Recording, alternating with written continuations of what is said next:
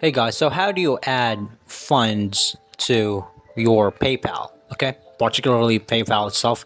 So, first and foremost, there's a bunch of things that you could do in order to add. You could request, you could click on request, or you could basically go ahead directly to the transfer, click on transfer, and that'll basically route you to your banking system. So if you have funds in your banking, you could basically just transfer there.